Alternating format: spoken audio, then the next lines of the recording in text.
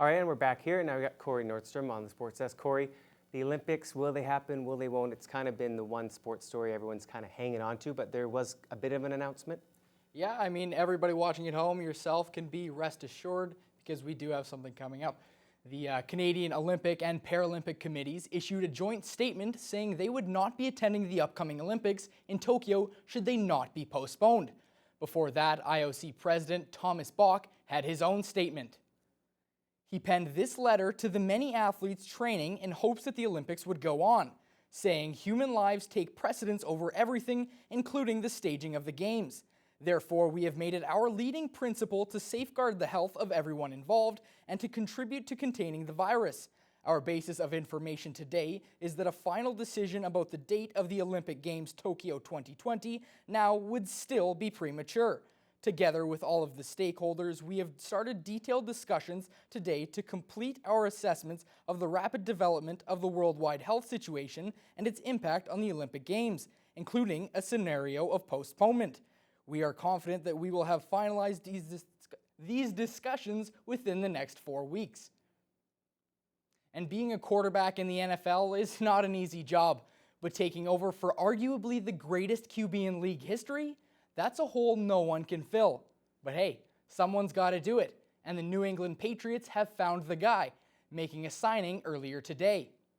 Journeyman quarterback Brian Hoyer was signed by the Patriots earlier today, marking the third time he's been a member of the Pats, starting his career as an undrafted free agent in New England and winning a Super Bowl as Brady's backup in 2019. The 34-year-old was released by Indianapolis on Saturday after they signed Phillip Rivers. In 4 games last year, Hoyer threw 4 touchdowns and 4 interceptions, but this might not be the last quarterback move the Pats make this year. TSN's Jabari Greer explores the option of New England adding another body to the quarterback room, giving Hoyer some competition. Well, Laura, I think the best solution would be Andy Dalton, and he still has 1 year left in his contract with Cincinnati, so they would have to trade for him.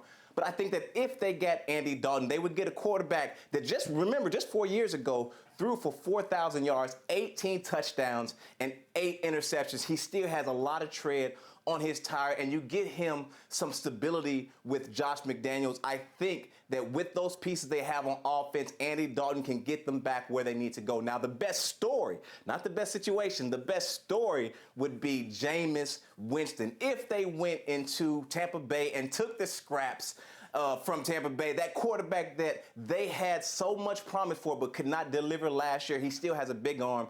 Jameis Winston leads the New England Patriots to a Super Bowl. That would be the best story of the year. Now, Jabari, based on what you just said, as we continue along with Jameis Winston, Mr. 30-30, I'm guessing you would take a chance on the former first overall pick.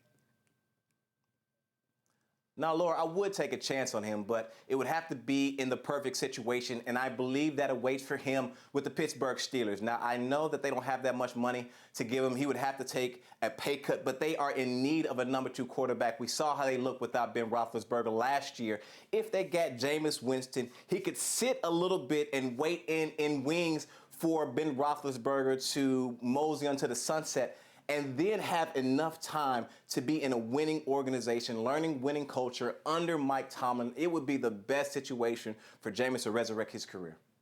All right, let's switch gears to a running back now, Jabari. Todd Gurley just signed a 1-year deal with the Falcons after being released by the Rams. Do you think his best days are behind him, though? Well, I think he's still an elite running back. Now, you look at what he's done over the last 3 years. He's only missed 4 games over the last 3 years. Now, that's not a lot of games. And over the last 3 years, he also has scored more than 40 touchdowns. Now, this guy has been reliable. Last year, he had 6 games over 100 yards. 1 game, he ran for 208. So he can run the football. Let's not confuse ourselves with anything.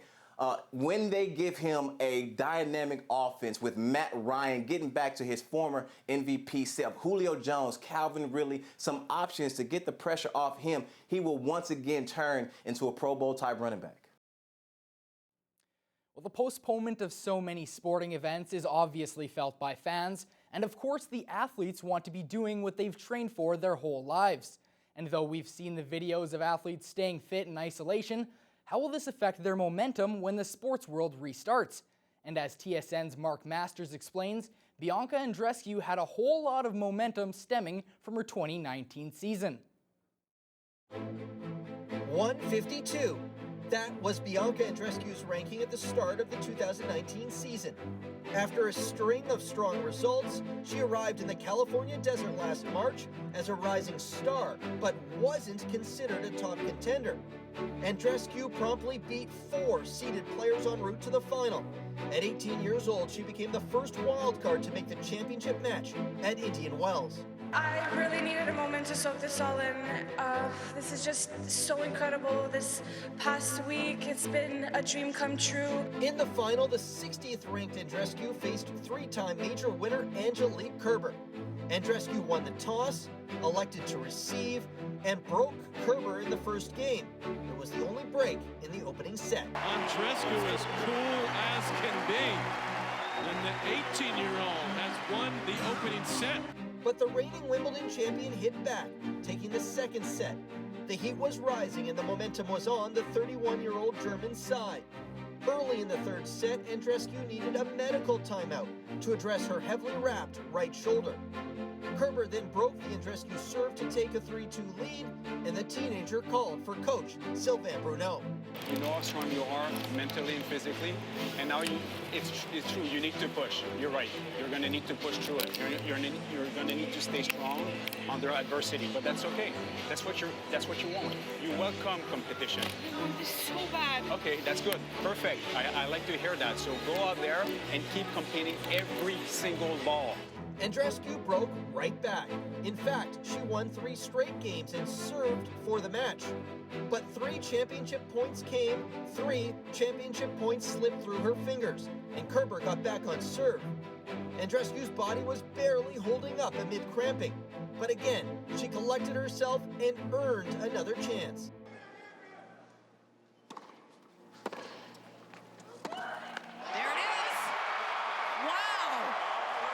Andreescu became the youngest woman to win Indian Wells since Serena Williams beat Steffi Graf in 1999.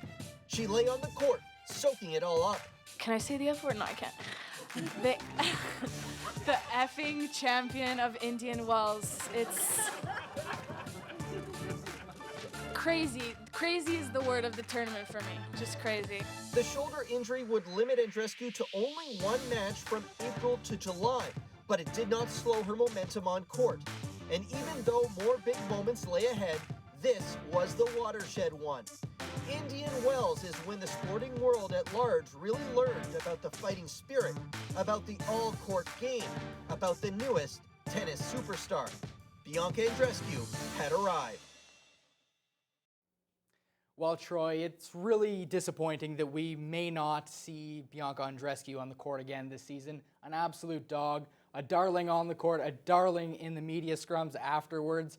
It's really just too bad. Yeah, I mean, we were spoiled last year. We had the Raptors and we had Bianca, and now it's all kind of, who knows what's going to happen. We got weather coming up after the break.